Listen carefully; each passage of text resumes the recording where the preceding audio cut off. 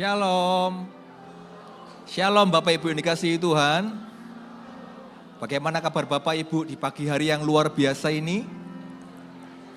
Puji Tuhan. Mari katakan shalom kepada kanan, kiri, depan, belakang Bapak Ibu. Haleluya.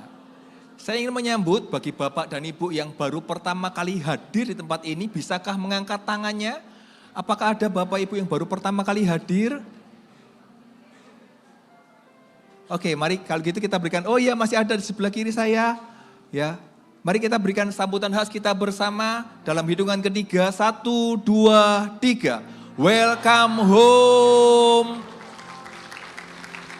Bagi Bapak Ibu yang baru pertama kali hadir, selesai ibadah nanti dapat mengunjungi ruang welcome lounge yang ada di seberang ruang ibadah. Di sana sudah menanti para welcomers yang siap memberikan informasi mengenai gereja, dan terutama mengenai connect group yang sesuai dengan usia dan tempat di mana Bapak Ibu tinggal.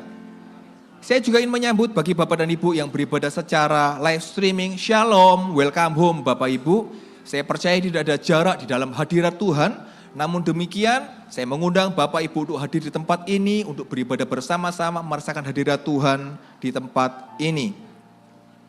Persembahan merupakan bagian ungkapan syukur kita kepada Tuhan. Bapak Ibu dapat memberikan persembahan melalui amplop persembahan atau melalui scan kris yang ada di layar di belakang saya.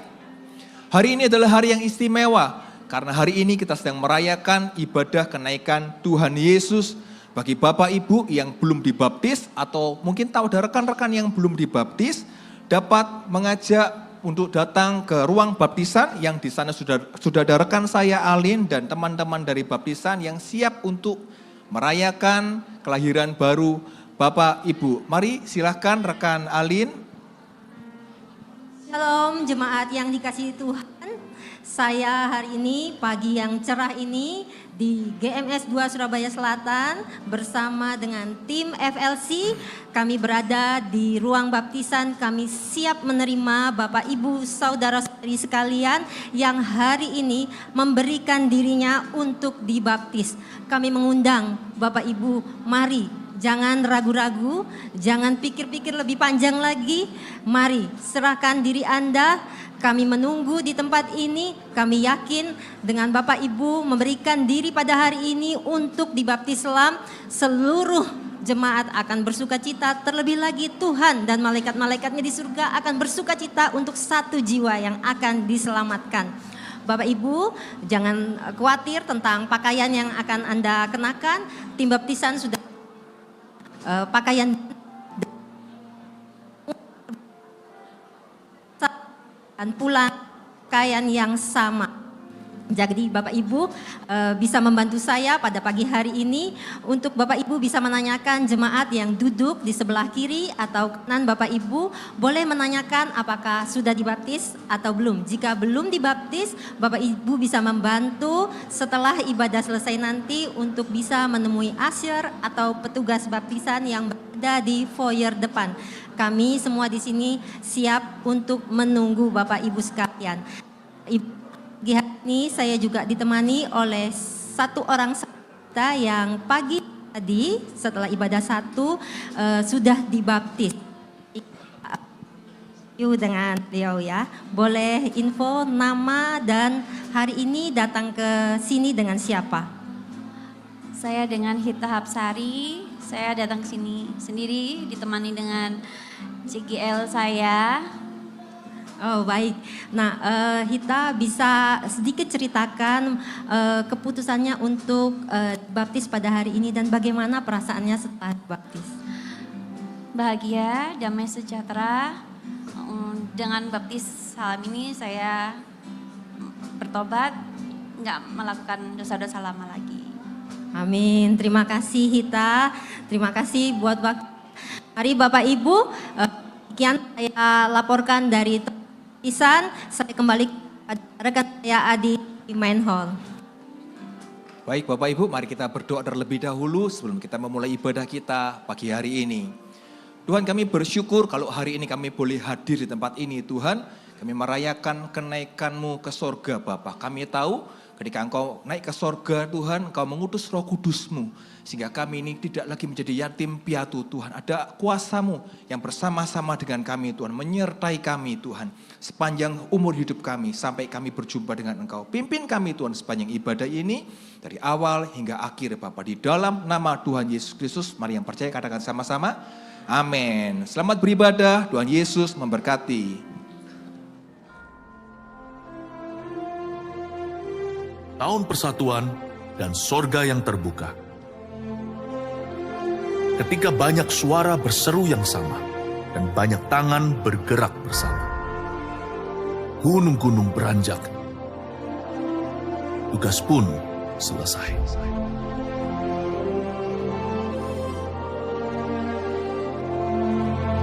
Waktu kita memilih untuk berdiri sebagai rekan, memandang tembus segala perbedaan, sebuah pintu di sorga terbuka lebar. Oleh kasih, kebenaran, dan kepercayaan. Pintu sorga tidak lekas terbuka.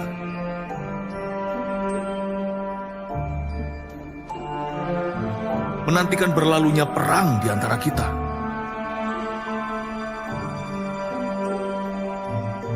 Ia rindu dengarkan suara mulia. Suara derap kaki langkah kita bersama. Mari berjalan bukan sebagai aku, tapi kita. Dan membentuk apa yang ada dan yang akan ada. Karena surga menunggu, gerbang-gerbangnya siap dibuka. Detik, kita bersatu di dalam Dia.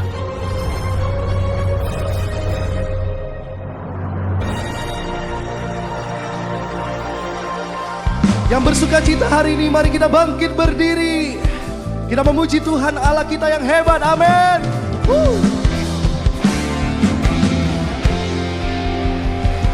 Mari katakan, ajaib Kau Tuhan, agung dan perkasa.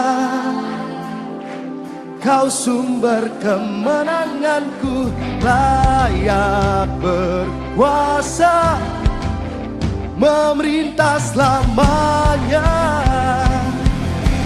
Yesus, Kaulah Raja mulia. Haleluya.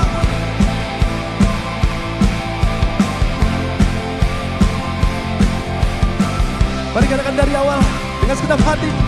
Tak terbayang kebesaran-Mu dan tak terbanding kekuatan-Mu Tuhan. Kau megah bagiku segenap jiwa kami Tuhan, segenap jiwa dan pengharapan telah ku serahkan untuk rencana-Mu Tuhan. Kau Raja atasku. Mari angkat tanganmu dan katakan bersama-sama, hanya Kau yang layak ditinggikan.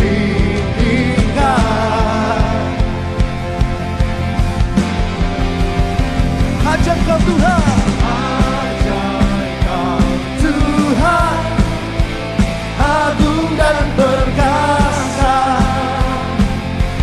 Kau sumber kemenanganku, layak berkuasa, memerintah selamanya. Yesus, Yesus, Kaulah Raja mulia. Semuanya bertepuk tangan bersama-sama. Tak terbayang kebesaran-Mu dan tak terbanding kekuatan-Mu Tuhan. Kau megah bagiku segenap jiwa kami Tuhan, kami persembahkan kepada-Mu. Dan pengharapan aku serahkan untuk rencana-Mu Tuhan. Kau Raja atasku. Hanya Kau yang layak ditinggikan.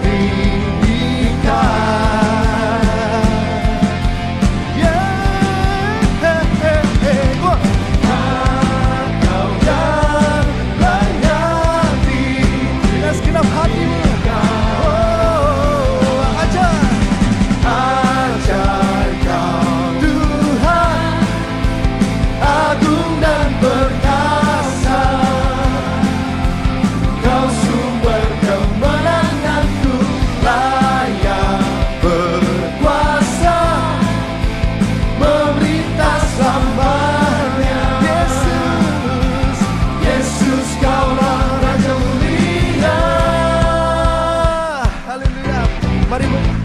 bersama-sama dengan menaikkan pujian kita. Amin. Ajaib Kau Tuhan, yes Engkau ajaib Tuhan, agung dan perkasa dalam hidup kami. Kau sumber kemenanganku, layak berkuasa, memerintah selamanya. Yesus Kaulah Raja mulia, ajaib Kau Tuhan, agung dan perkasa. Kau sumber kemenanganku, layak berkuasa, memerintah selamanya. Yesus Kaulah Raja mulia. Sekali lagi tepuk tangan semua.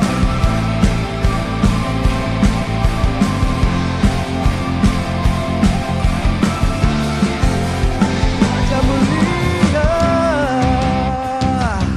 Amin. Haleluya.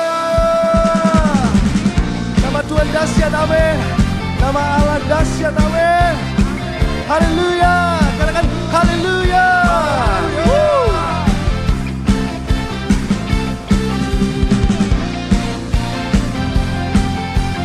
Mari bertepuk tangan bersama-sama seperti ini. Wah.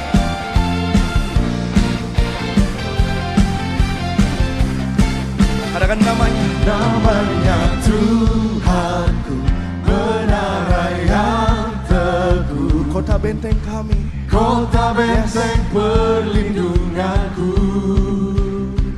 Allah yang perkasa, ya Bapa yang kekal, gunung batu keselamatanku. Engkau yang termulia di bumi di surga, termasyur berkasa selamanya. Engkau yang perkasa Tuhan, Engkau yang berkuasa di dalam segala hal. Ada kuasa dalam nama Yesusku.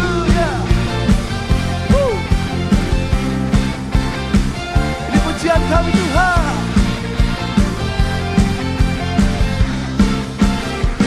Namanya Tuhanku, menara yang teguh, kota benteng perlindunganku,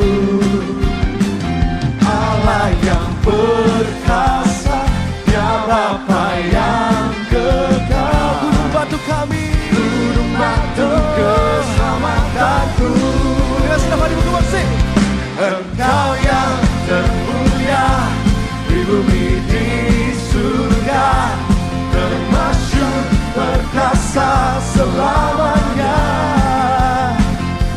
Engkau yang berkuasa di dalam segala hal, ada kuasa dalam nama Yesusku. Engkau yang Tuhan, Engkau yang termulia di bumi di surga, termasyur perkasa selamanya.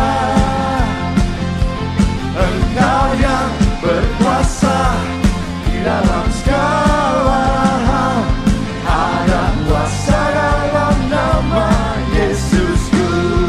Haleluya, Dia yang dahsyat.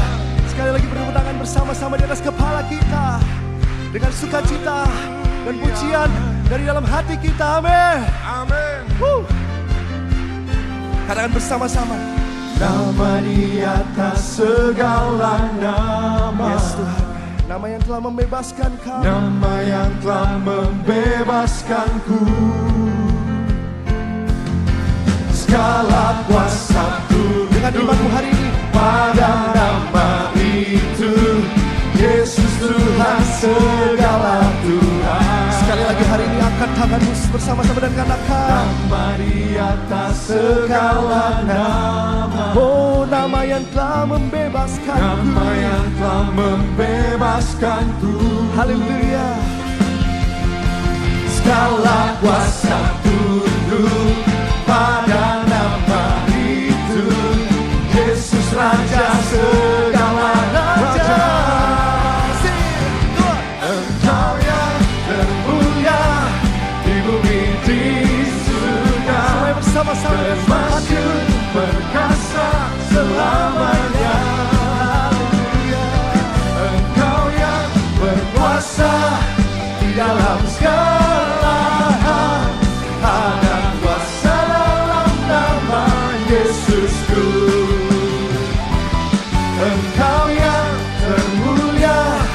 bumi di surga, termasyur perkasa selamanya.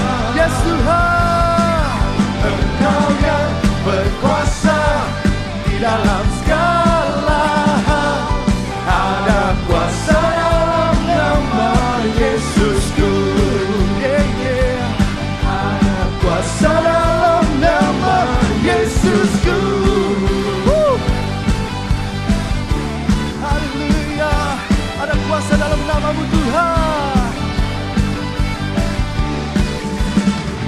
Haleluya. Yes. Dengan sukacita hari ini, sekali lagi kita datang di hadapan Dia, Allah yang hebat. Bersama-sama.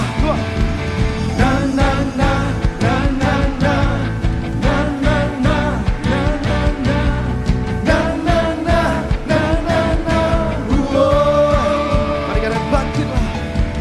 Bangkitlah dan berkatakan berkat atas hidup yang diberikannya. Atas hidup yang diberikannya. Dengan pasti, dengan iman, nyatakan kekuatannya, kedahsyatannya di hidupku. Mari dengan imanmu hari ini, katakan dengan senap hatimu. Bangkitlah dan berkatakan berkat atas hidup yang diberikannya. Dengan pasti, dengan iman, pasti dengan iman, nyatakan kekuatannya, kedahsyatannya di hidupku. Kedahsyatannya, kedahsyatannya di hidupku. Karena dengan imanku hari ini, imanku berkata Tuhan kami hebat. Yes, Tuhanku hebat. Yesusku, Yesusku berkata, ku kuat melangkah bersama Dia. Ku memuji, ku memuji, ku bersorak, ku mengangkat tinggi pancinya, panci kemenangannya. Ku bernyanyi, oh, oh, ku bersorak, katakan haleluya. Ku mengangkat tinggi pancinya, panci kemenangan. Ku menang, dan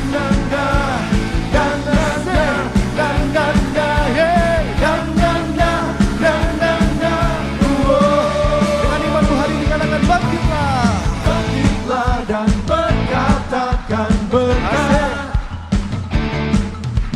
atas hidup yang diberikannya. Dengan pasti, dengan iman, nyatakan kekuatannya, kedahsyatannya di hidupku. Yes, angkat tanganmu, katakan kedahsyatannya, kedahsyatannya di hidupku.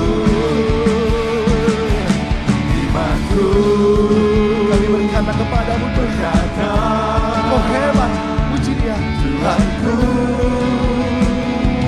hebat, oh Yesus, Yesusku. Di doa kami berkata, oh kami kuat, ku kuat melangkah bersama Dia. Ku memuji, ku bersorak, ku mengangkat tinggi pancinya, panci kemenangannya. Oh ku bernyanyi, ku bersorak, katakan haleluya. Ku mengangkat tinggi pancinya, panci kemenangan. Ku menang, haleluya. Oh kami menang di dalam Tuhan.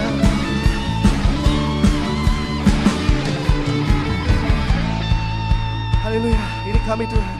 Kami datang kepadamu. Sekali lagi angkat tanganmu. Oh, angkat tangan bersama-sama hari ini. Katakan, ku menang bersama Yesus Tuhan. Ku menang di dalam peperangan. Ku menang atas segala setan. Haleluya, haleluya. Semua hari ini dari kanan, kiri, depan, belakang. Katakan bersama Yesus Tuhan. Ku menang di dalam peperangan. Ku menang atas segala sekali lagi dengan iman. Deklarasikan iman. Bersama Yesus Tuhan. Ku menang di dalam peperangan. Ku menang atas segala setan. Haleluya, haleluya. Ku menang. Oh, dengan iman kami. Sekali lagi. Amin. Kata Tuhanku hebat. Yesusku berkata. Yesusku berkata, ku kuat melangkah bersama Dia. Yeah. Ku memuji, ku memuji, ku bersorak, ku mengangkat tinggi panjinya, panji kemenangan. Semua yang akan bersama-sama ku bernyanyi. Katakan haleluya. Angkat tinggi panjinya, panji kemenangan. Ku menang, ku menang, ku menang. Dengan iman ku menang. Haleluya,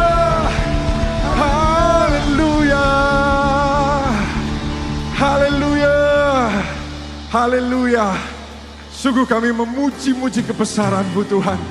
Allah kami adalah Allah pemenang yang menjadikan kami umat yang lebih daripada pemenang.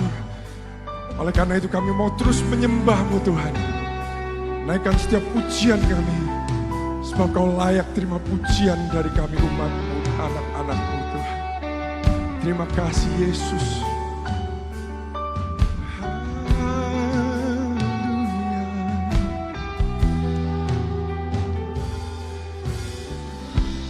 Bersama para malaikat bersujud dan menyembah,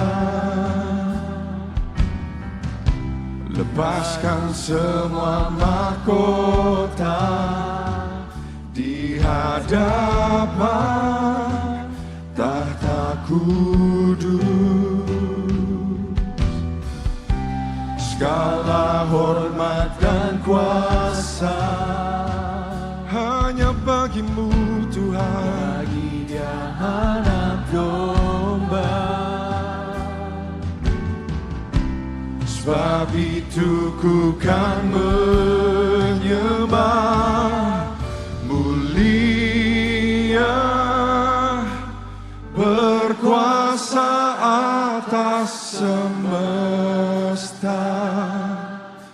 Semua yang bernafas memuja, meninggikan Kau Raja. Suku bangsa kan menyembah, setiap lidah kan mengaku Yesus Raja mulia. Mari kita berikan kemuliaan bagi Dia. Yesus Tuhan. Bersama para malaikat kami bersujud Tuhan dan menyembah. Lepaskan semua mahkota di hadapan tahta kudus. Segala hormat dan kuasa kami naikkan bagi-Mu Yesus.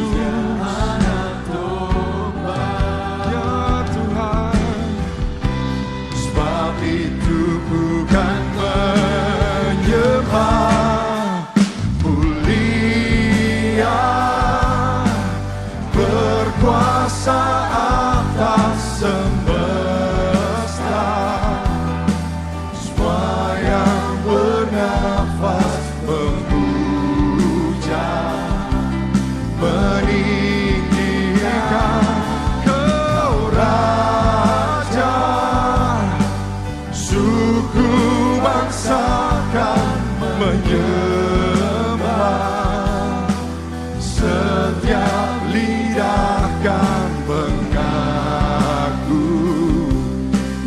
Yesus Raja mulia. Mari kita angkat kedua tangan kita bersama. Mulia, mulia, berkuasa atas semesta. Semua yang bernafas memuja, meninggikan Kau Raja. Suku bangsa kan menyembah, setiap lidah mengaku Yesus Raja mulia. Setiap lidah mengaku, kan mengaku Yesus Raja mulia.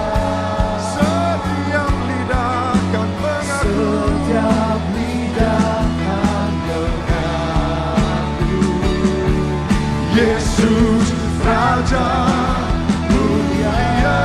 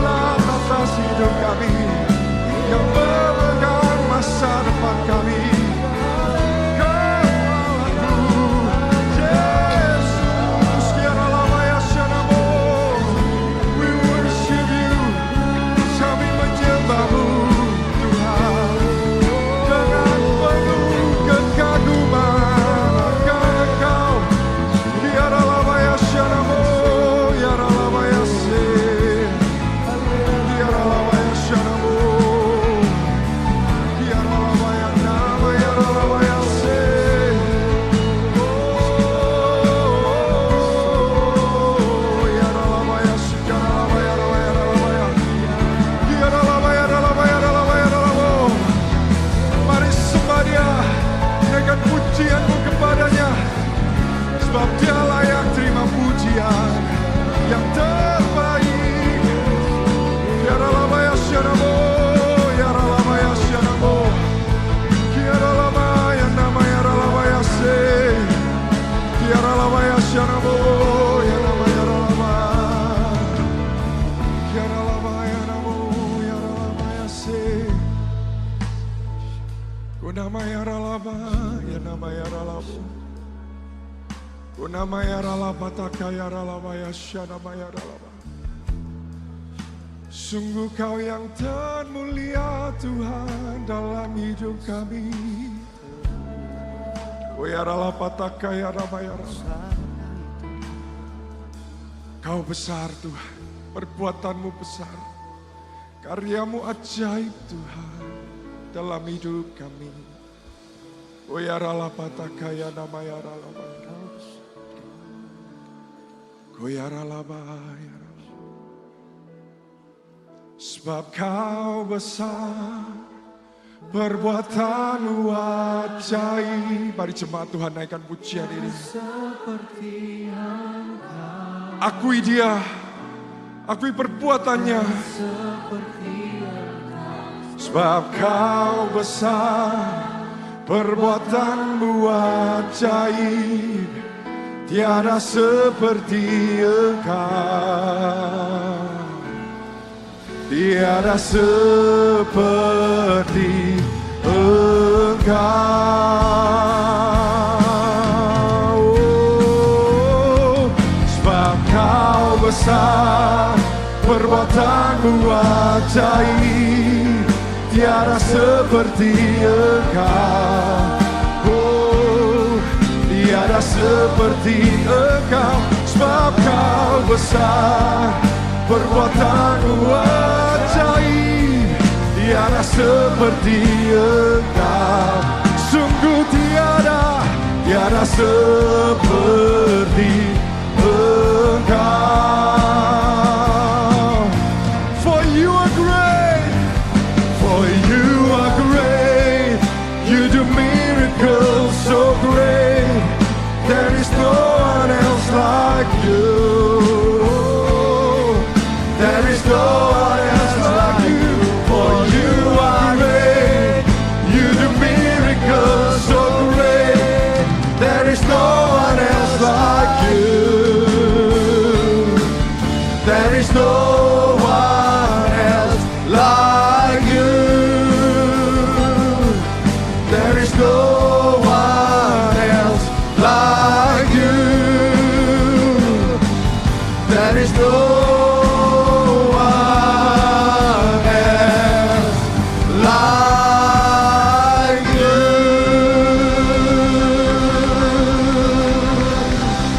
Hallelujah. Hallelujah. Hanya Engkau yang layak dipuji dan disembah. Hanya nama Yesus, nama di atas segala nama, yang punya kuasa jauh lebih tinggi dari segala penguasa, segala pemerintah, segala kuasa, segala nama apapun yang bisa disebut. Engkaulah satu-satunya yang tertinggi, yang terutama dan satu-satunya. There is no one else like you. Engkau gak bisa dibandingkan dengan cara apapun, dengan apapun juga, hanya Engkau satu-satunya yang layak, yang dipuji dan disembah. Engkaulah Allah, Engkaulah Tuhan, Engkaulah Raja, Engkau Juru Selamat, Engkau pelindung kami, Engkaulah hidup kami, Engkaulah sinar kami, Engkaulah terang bagi kami, Engkaulah kebangkitan bagi kami, Engkaulah segalanya bagi kami. Engkaulah kesembuhan bagi kami, Engkaulah Juru Selamat bagi kami. There is no one else, there is no other name. Tidak ada nama lain selain nama Yesus kami bisa diselamatkan. Ini kami Tuhan, kami siap untuk mendengar dan makin mengerti siapa Engkau. Start dari firman Tuhan yang mencapai ke telinga kami, kemudian masuk ke dalam hati kami. Kami rindu Roh Kudus, Engkau yang benar-benar menjamah sampai ke hati. Bukan hanya pikiran kami yang mengerti, tetapi juga hati kami yang menangkap. Terimpartasikan apa kehendak Tuhan bagi kehidupan kami. Ini kami Tuhan, biar firman ini bukan hanya teori bagi kami, tapi firman yang kami akan lakukan. Kami akan terubahkan karena firman Tuhan. Hidup kami tidak akan sama setelah keluar dari ibadah ini. Terima kasih Tuhan, berbicaralah hanya di dalam nama Tuhan Yesus Kristus. Semua yang percaya katakan, amin. Shalom. Ya, berikan tepuk tangan bagi Tuhan Yesus Kristus. Sebelum Anda duduk, katakan ke sebelah Anda, Tuhan Yesus adalah Juru Selamatku. Silakan duduk. Jika tadi Anda lihat ada yang gak ngomong, kemungkinan belum terima Tuhan ya. Nanti sebelahnya yang ngomong, oke? Kamu kan belum terima, ayo maju ke depan ya. Kalau ada yang gak mau ngakuin, ya kalau yang ngakuin berarti kan percaya Tuhan. Kalau enggak, ini sudah langsung altar call, saya sudah selesai. Ya, khotbah saya selesai. Sebelum saya khotbah, enggak, saya akan khotbah tetap.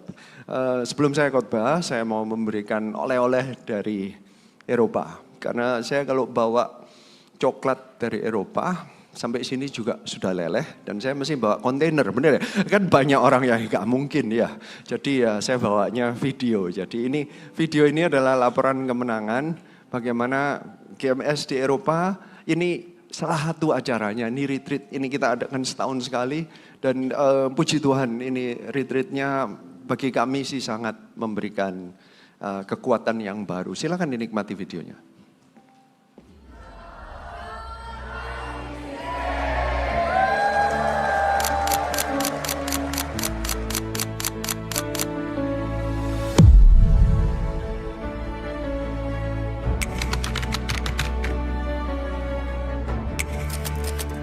Do you represent God? Do you represent heaven on earth? I'm gonna challenge you. After we go home, we bring the presence of God. We become heaven on earth.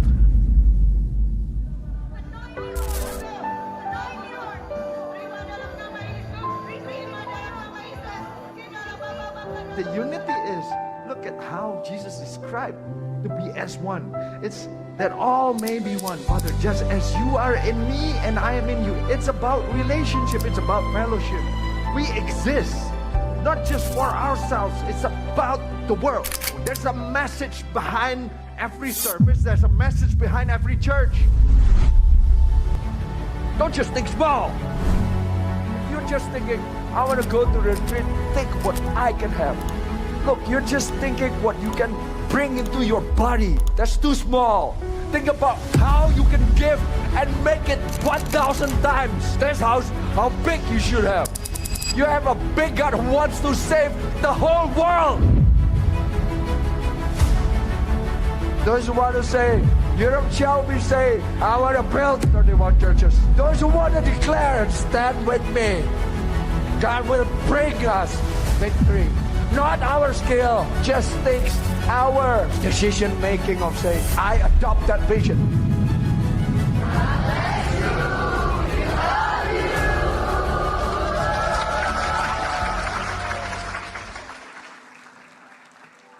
Kita sudah ada 3 gereja di Eropa, di Rotterdam, Frankfurt, dan Hamburg. Doakan 2 lagi nanti di tahun ini, di Antwerp dan di Eindhoven. Doakan ya, setiap gereja itu mujizat bagi saya, karena tanpa penyertaan Tuhan nggak mungkin terjadi. Sehari ini saya mau berbicara mengenai ini karena kita merayakan atau mengingat kenaikan Tuhan Yesus Kristus. Saya mau berbicara mengenai dampak kenaikan Tuhan Yesus Kristus. Ini ke surga dan apa hubungannya dengan kehidupan kita. Ada 4, hari ini ada 4 poin yang saya angkat mengenai dampak. Mestinya ada yang lebih, tapi karena ibadahnya 4, jadi ya saya pakai 4 poin. Yang ibadah yang pertama, itu yang ini tolong, dampak kenaikan Yesus. Itu yang pertama adalah naik tahta di sebelah kanan Allah. Itu posisi dan otoritas Tuhan Yesus Kristus. Yesus itu Tuhan. Yesus itu ya manusia, ya Tuhan, ya Allah, ya manusia. Enggak bisa dimengerti dengan jelas. Salah satu bukti yang terjelas adalah naik tahta. Salah satu kesaksiannya adalah waktu Stefanus mati dilemparin batu, dia melihat Yesus Kristus berdiri di sebelah kanan. Yohanes melihat anak domba Allah duduk di sebelah kanan takhta Allah. Jadi ada kesaksiannya bahwa Yesus itu naik ke surga dengan glory, dengan kemuliaan, naik takhta, naik otoritas. Bukan cuma naik untuk menunggu, tapi memerintah sebagai tangan kanannya Allah Bapa di surga. Yang kedua, delegasi penginjilan kepada murid Yesus. Apa impactnya kalau Yesus sudah naik?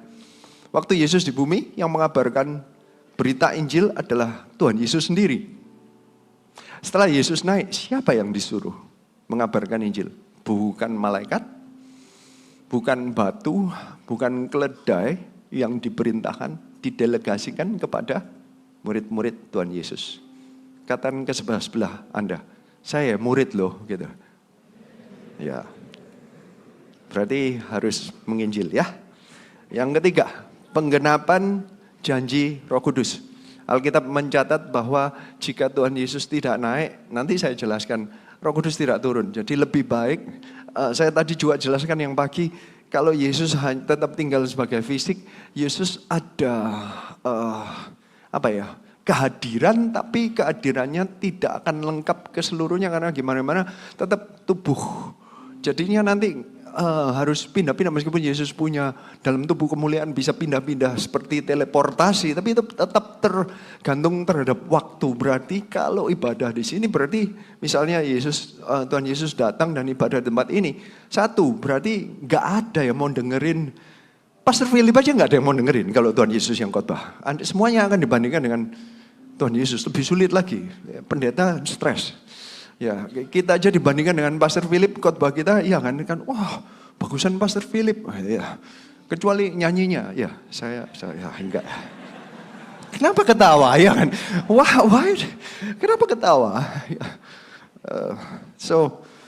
Kalau manusia sama manusia aja dibandingin, bayangkan kalau Tuhan Yesus sendiri yang khotbah, Tuhan Yesus sendiri yang nyanyi, Ya nggak ada yang mau khotbah lainnya, minder semua, ya kan? Jadi impactnya nggak ada yang bangkit. Gereja kebangun nggak? Enggak.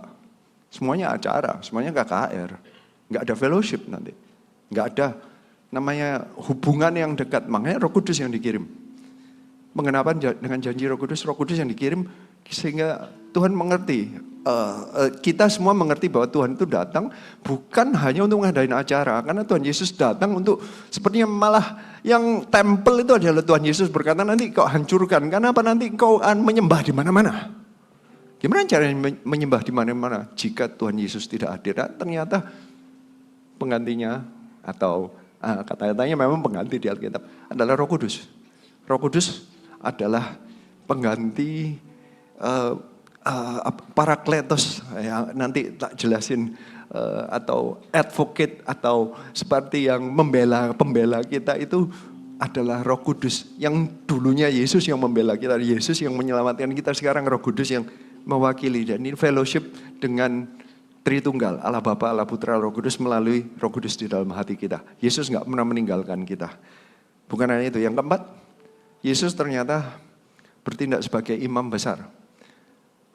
Keselamatan diselesaikan dengan setiap kali kita dosa, kalau kita minta ampun, Yesus yang berkata, ya lihat saya yang jadi imamnya. Kalau di zaman perjanjian lama setiap tahun diadakan oleh imam besar yang manusia, dan dia sendiri ya harus memberikan korban lagi untuk imam besar yang manusia itu sendiri. Tapi kalau Yesus adalah imam besar yang sempurna, makanya dia gak perlu menjadi imam besar yang selama-lamanya. Sekali pengorbanan di atas kayu salib cukup, dan kita makanya punya imam besar. Jadi kalau kita berdosa pun kita punya pengharapan. Ini 4 dampak terbesar kenaikan Tuhan Yesus. Jika Yesus tetap di sini, siapa imam besarnya? So, dampak kenaikan, meskipun kelihatannya cuman yang terkenal, lebih terkenal adalah kelahiran, kematian, dan kebangkitan. Kenaikan itu juga penting, supaya kita mengerti the whole story. So, ibadah ini, yang kedua, delegasi penginjilan kepada murid Yesus. Kita ambil dari Kisah Rasul 1. Mulai dari ayat 1, Hai Theophilus, dalam bukuku yang pertama aku menulis tentang segala sesuatu yang dikerjakan dan diajarkan Yesus sampai pada hari ia terangkat. Sebelum itu, ia telah memberi perintahnya oleh Roh Kudus kepada rasul-rasul yang dipilihnya. Kepada mereka, ia menunjukkan dirinya setelah penderitaannya selesai, dan dengan banyak tanda, ia membuktikan bahwa ia hidup. Sebab selama 40 hari, ia berulang-ulang menampakkan diri dan berbicara kepada mereka tentang kerajaan Allah. Berhenti di situ dulu. Kita ini 40 hari setelah Passover atau kebangkitan Tuhan Yesus Kristus. Kita ini setelah 40 hari, dapat 40 harinya dari kata-kata ini. Ayat ini yang menunjukkan 40 hari. Jadi Tuhan Yesus setelah bangkit tetap dengan tubuh kemuliaan berada di bumi. Ada fungsinya 40 hari. Bukan cuma nganggur atau karena sayang sama murid-muridnya tinggal.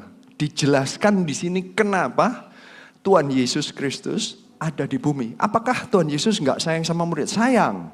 Tapi tadi kan saya jelaskan ada dampaknya, ada fungsinya, ada kejelasan, ada rencananya. Kita harus mengerti bahwa Tuhan itu, tadi yang ibadah pertama, kenaikan Tuhan Yesus dan duduk di atas takhta Allah itu pun sudah direncanakan dari zamannya perjanjian lama. Di Mazmur 110 aja ditulis, bukan hanya itu, tapi banyak. Itu salah satunya yang saya kasih contoh, berarti sudah dari dulu direncanakan.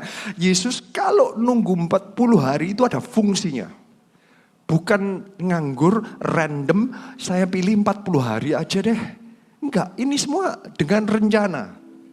Jadi apa yang dilakukan oleh Tuhan Yesus? Bukan hanya selama 40 hari, tetapi selama kehidupannya.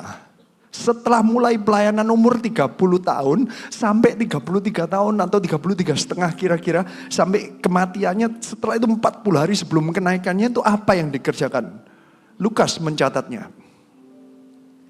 Kata-katanya yang di ayat 1,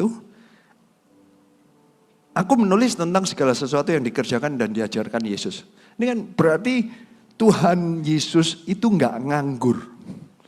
Tuhan Yesus di dalam hidupnya, dalam pelayanan itu bekerja dan mengajar. Selalu ada tindakan. Hidup kalau Anda pelajari yang di kitab Lukas atau semua lah, Markus, kelihatan bahwa Tuhan Yesus pindah-pindah. Selalu, apalagi kalau di Markus, setelah itu kemudian beberapa hari kemudian mereka pergi, Tuhan Yesus pergi kemudian melakukan. Tuhan Yesus itu selalu ada target berikutnya, jadwal berikutnya diatur, ditata, pergi dari kota ke kota ke kota. Kalau di kota itu pun dia ketemu ini, ketemu itu. Dikatakan ketemu Nikodemus, ketemu wanita Samaria, ketemu Sakeus, ketemu, bertindak. Selalu ada kerjaan. Herannya orang Kristen kadang jadi orang Kristen diam-diam aja. Padahal kita mestinya menjadi makin mirip Kristus dong. Kalau ada orang Kristen yang tidak punya jadwal sepertinya ya hidupnya cuma gini-gini aja, nunggu mati gitu sepertinya ya.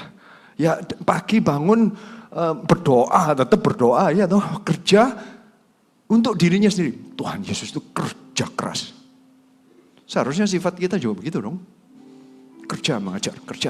Tapi kerja dan mengajar apa? Kerja apa? Kerja cari duit? Gak pernah ada tulisan itu. Memang Tuhan Yesus gak butuh kan? Kalau memang butuh kan roti dipecah, dapat dia kan. Jadi kan tinggal, pinjam rotimu ya, dipecah, dah ambilin, terus jadi lagi. Bener. Tuhan Yesus gak perlu kerja sih sebenarnya. Iya. Berarti hidup Yesus untuk apa? Kalau kita manusia, kita gak punya karunia yang cuma belah-belah roti. Enak, kita tinggal nyimpen satu roti. Atau kalau suka Anda satu kerupuk dipotong, dimakan, besok kerupuk lagi ada. Coba kayak gitu kan enak ya, kita gak perlu kerja ya. Terus ngapain hidup? Ngapain kalau, bayangin kalau kita punya mujizat yang kayak begitu. Terus ngapain hidup? Gak ada tujuannya dong. Emangnya kita diselamatkan untuk menunggu mati? Gak ada tujuannya. Lihat ini tujuannya dijelaskan. Sampai hari ia terangkat. Sebelum itu ia telah memberikan perintahnya oleh Roh Kudus kepada rasul-rasul yang dipilihnya. Kepada mereka ia menunjukkan diri setelah penderitaannya selesai. Dan dengan banyak tanda ia membuktikan bahwa ia hidup. Banyak orang yang berkata bahwa iman kekristenan itu cuman percaya saja. Tuhan Yesus saja. Ini yang bangkit loh ya. Untuk meyakinkan muridnya. Dia tuh membuktikan. Dia bukan datang percaya aja. Enggak. Datang membuktikan. Jadi Tuhan itu tidak pernah cuman main di hati aja. Just believe. Tapi pakai otak. Karena bukti itu selalu pakai otak. Ada dasar-dasarnya. Alkitab ada pembuktiannya. Karena bukti itu selalu kan ditulis, dilihat. Ada yang ngerti. Kita belum tentu melihat, tapi bisa melihat ayat firman Tuhan kan. Itu tetap bukti kan. Kalau menyelidiki masa lalu selalu itu dengan bukti sesuatu yang ada di masa lalu. Bukti-buktinya dan hasilnya sekarang. Bukti-bukti Tuhan Yesus saja membuktikan. Kita juga di gereja. Kita akan membuktikan melalui firman Tuhan. Siapa Yesus itu. Kita makanya kadang butuh sekali pengajaran. Ada orang yang bosan maunya pokoknya datang ke gereja dapat mujizat pulang. Ya, butuh bukti. Kalau Anda nggak bukti berarti kepercayaan Anda berdasarkan feeling. Nah makanya ada orang yang berkata begini. Kenapa ya Tuhan rasanya meninggalkan aku? Karena aku kalau doa itu aku tuh nggak dapat feeling. Ini bukan masalah feeling. Masalah bukti. Makanya kita mengerti kenapa kok murid-muridnya yang ada di Alkitab itu 11 matinya martir. Berarti itu disiksa, dibunuh, dipotong kepalanya, dipotong tubuhnya, disiksa habis-habisan.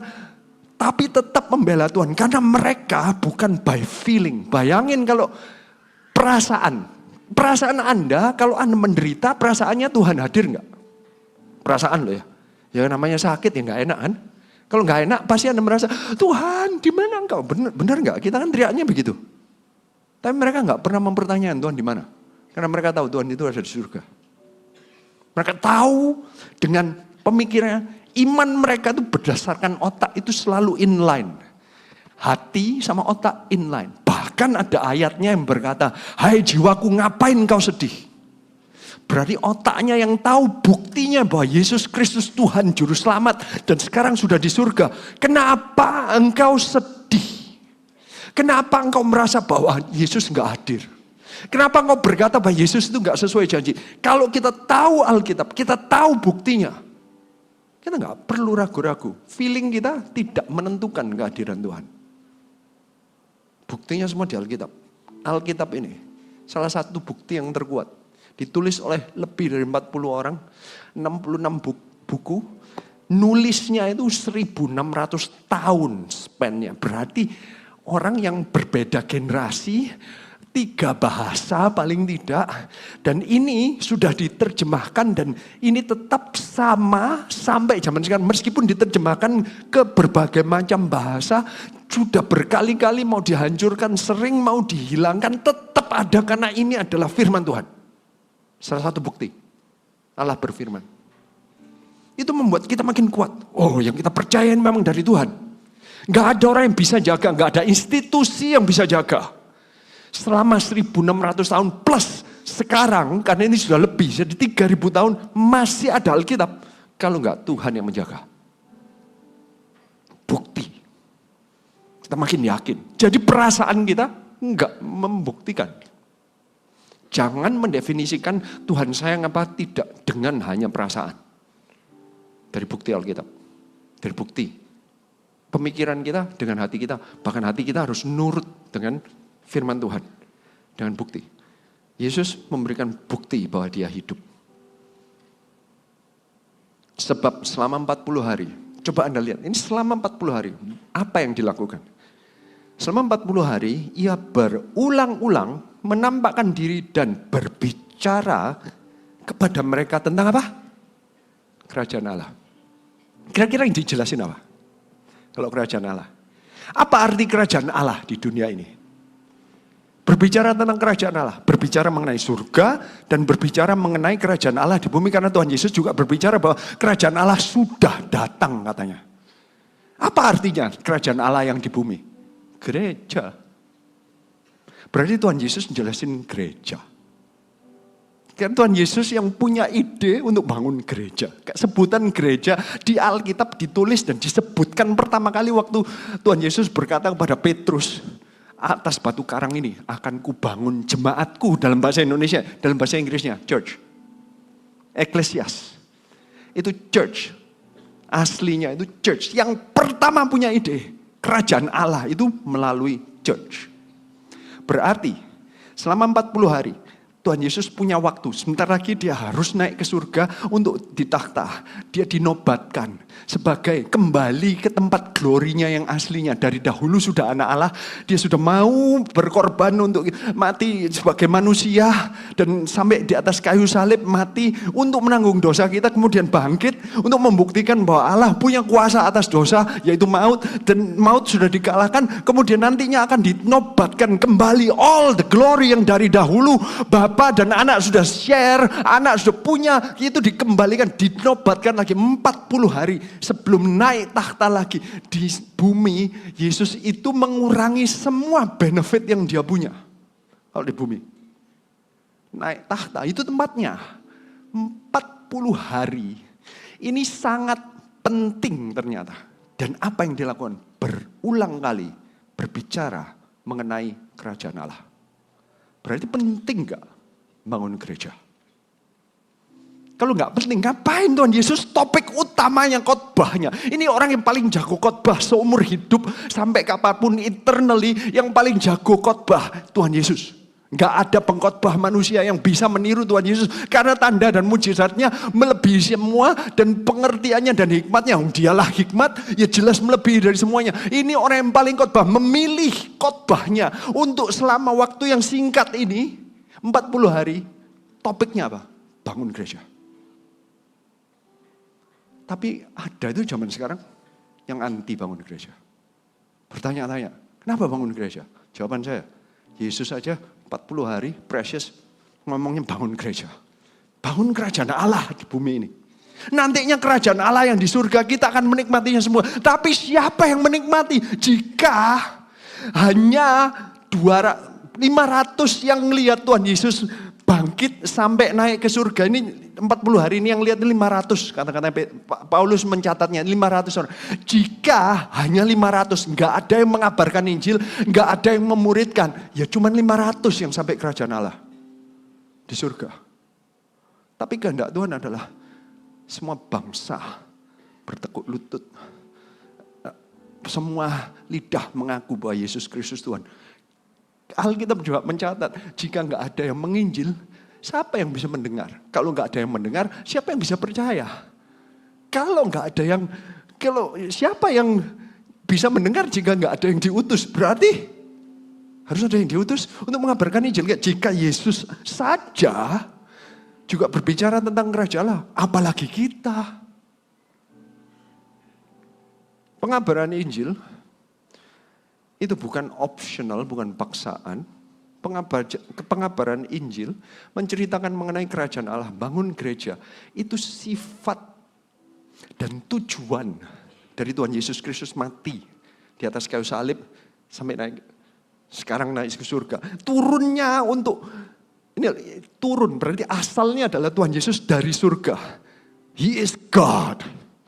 One essence dengan Bapa. Dia turun untuk menjadi manusia. Bukan manusia yang naik, tapi Allah yang menjadi manusia. Ini tujuannya apa? Bangun gereja. Jadi kalau kita bangun gereja, ya benar. Katakan ke sebelah-sebelah, ya benar bangun gereja yuk. Makanya sekarang di gereja kita, apalagi kita di NPAW-nya gitu. We are church builders. Saya nggak tahu gimana gerakannya. We are church builders. Ya. Ayo kita sama-sama kayak Eagle Kids semua ya. Katanya kita harus seperti anak-anak. We are, ya benar ya. 1, 2, 3. We are church builders. Bukan hanya Eagle Kids. Tuhan Yesus ya kayak begitu. Mungkin 40 hari itu. We are church, church builders. Mungkin dia ngomongin sampai murid-muridnya hafal. So kalau kita melakukan bangun kerajaan Allah, memuridkan, sibuk bekerja, sibuk pelayanan sepertinya. Ada yang ngomong, kenapa sih fanatik sekali? Well, Yesus aja fanatik. Kita kan cuma nyontoh. I just follow my God. Kalau enggak, who is your God then? Siapa yang Anda tiru? I just follow his lead. Dia yang kasih contoh, saya ngikut. Bangun gereja. Ada yang anti, come on man. Antikris yang anti bangun gereja. Kita bangun gereja cuman jalanin gak apa-apa. Jalanin dan yang ngikutin contohnya Tuhan Yesus. Apa yang dia kerjakan berulang-ulang.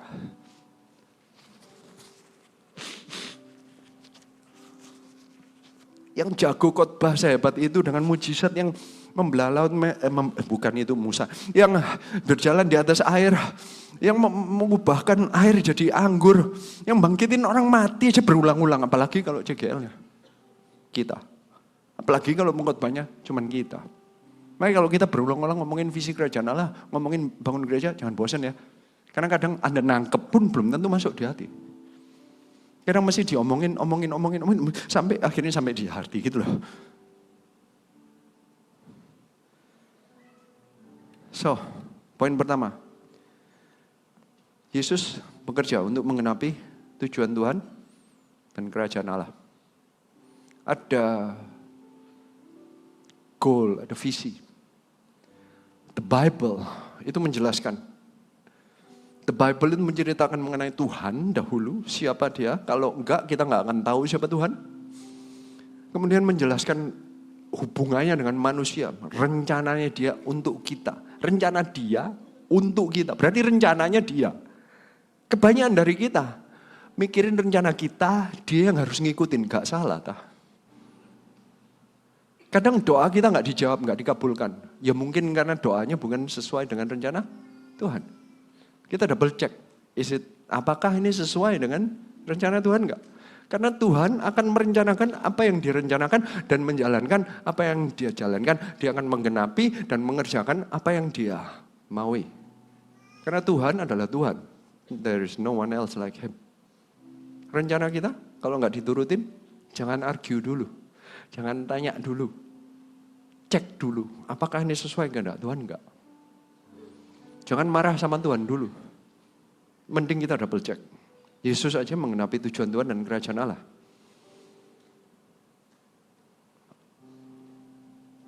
Ayat 4. Pada suatu hari ketika ia makan bersama-sama dengan mereka.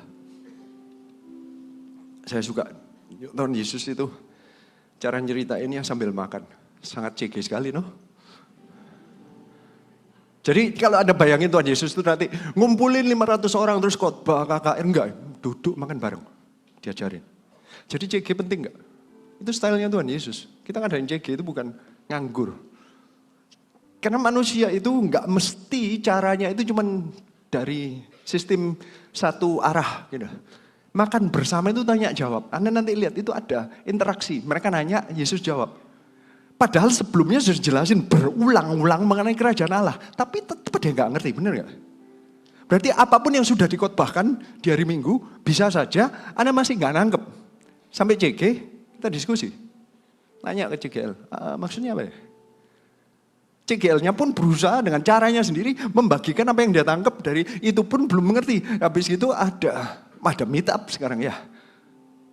Ada meet up antara pemimpin dengan pemimpin. Itu pun kalau pemimpinnya kalau nggak ngerti apalagi yang jemaatnya. Ini pemimpin loh, ini yang ditemuin sama Yesus. Ini pemimpin, ini yang 3 tahun ikut CGL, the best CGL ever. Siapa di antara Anda pernah ngubah dari air jadi anggur? Pasti buka pabrik anggur, ya. Kalau Anda bisa melemparkan jala langsung dapat 153 ikan, Anda buka pabrik ikan. Benar ya? Pengalengan ikan, langsung buka yang langsung kirim kemana-mana. Ya, karena kayak basically pasti berhasil. Kalau Anda ngeliat Discovery Channel, susah lo dapetnya itu. Itu yang the biggest deadly catch atau apa itu, susah dapetnya. Kalau dapet itu, wah bagi mereka itu luar biasa. So, ini the best CGL, the best preacher, pengkhotbah yang terhebat pun duduk makan bareng dengan mereka. Ia melarang mereka meninggalkan Yerusalem. Di tengah-tengahnya ada perintah, menyuruh mereka tinggal di situ. Di tengah-tengahnya ada tugas, selalu ada visi. Jadi JG kalau ngomongin visi nggak apa-apa tuh, sambil makan. Menyuruh mereka tinggal di situ, menantikan janji Bapa. Yang demikian katanya. Telah kamu dengar daripadaku, sebab Yohanes membaptis dengan air, tetapi tidak lama lagi kamu akan dibaptis dengan Roh Kudus. Ini nanti ibadah 3 akan dijelaskan. Ini janjinya di sini, bukan hanya di sini sih, tapi salah satu yang diingatkan kembali. Ingat ya, janji Tuhan, mengingatkan ini. Jadi Tuhan Yesus aja ngomong nanti ada Roh Kudus. Itu pun Tuhan Yesus ngulang. Karena nggak nangkep juga kadang.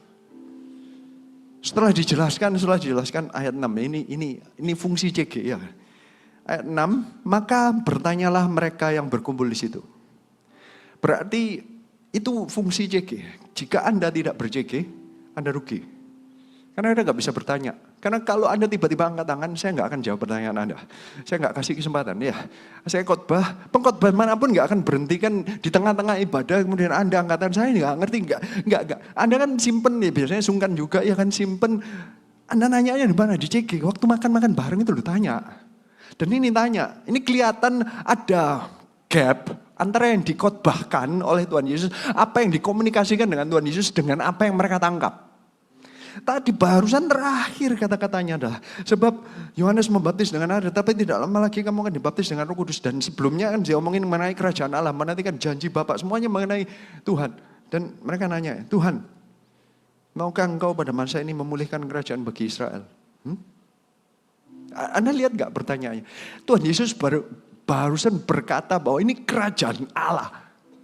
Tahu yang ditanya mengenai kerajaan apa? Israel. Jadi Tuhan Yesus barusan jelasin ini loh, Allah punya rencana untuk dunia. Mereka nanyanya Israel. Dikecilin. Kita barusan menceritakan kita mau menjadikan semua bangsa murid Yesus. Doanya datang kepada Tuhan, selamatkan bisnisku. Tuhan, aku pengen beli rumah. Kerajaanku sendiri. Mereka ini sangat mengecilkan fungsi, tugas, dan rencana Tuhan. Sepertinya Tuhan Yesus dan Roh Kudus itu hanya untuk menyelamatkan Israel. Jika Tuhan Yesus nggak naik, bisa-bisa Tuhan Yesus akan dipaksa oleh orang Israel untuk menjadi Raja Israel untuk tujuannya sebenarnya untuk mengusir orang Romawi yang sedang menjajah di situ dan mungkin nantinya diajak untuk ayo perang lawan semua kerajaan Romawi, ayo take over jadilah kerajaan. Akhirnya jadi kerajaan Israel. Bisa-bisa begitu. Makanya Tuhan Yesus naik juga. Karena Yesus mau bertakhta atas Yesus akhirnya tujuannya adalah bertakhta atas segala penguasa di atas bumi maupun di bawah bumi atau dimanapun. Semua under, semuanya itu di bawah Tuhan Yesus. Semua itu bukan hanya semua negara, semua. Tapi murid-muridnya karena mereka orang Israel, mereka mengembalikan ke apa yang mereka cuma lihat dan pegang yang mereka lihat di sini. Loh, iya Tuhan Yesus tetap sayang pada orang Israel, sayang pada kerajaan Israel, tapi tujuan Tuhan itu bukan cuma sekecil itu. Tujuan Tuhan itu untuk kerajaan Allah, bukan kerajaan Israel. Tuhan Yesus jawabnya rada sungkan, atau sopan maksud saya. Bukan sungkan. Tuhan Yesus menjawabnya dengan sopan. Engkau tidak perlu tahu masa dan waktu. Berarti artinya apa? Ada hal-hal yang kita nggak perlu ketahuin nggak? Satu. Yang kedua, kalau ini Anda punya masalah dalam hidup Anda harus langsung tahu nggak apa yang akan terjadi dalam hidupmu. Bayangin jika Anda tahu apa yang bakalan terjadi dalam hidupmu. Jika, kan banyak orang yang datang kepada pendeta aja. Berarti sama, tanyaannya sama Tuhan sebenarnya. Datang ke pendeta nanya gini, "Kok kalau aku ngambil keputusan ini benar nggak? Nanti bisnisku berhasil apa enggak?" Sebentar. Kalau Anda tahu, kira-kira Anda malas nggak? Anyway Tuhan berkata nanti ini bisnismu jadi. Kira-kira Anda lebih rajin nggak? Atau lebih malas? Bisa dua macam kan ya? Anda yakin tahu pasti Anda punya omset nanti 10 triliun gitu ya kan? Se-level Elon Musk gitu ya.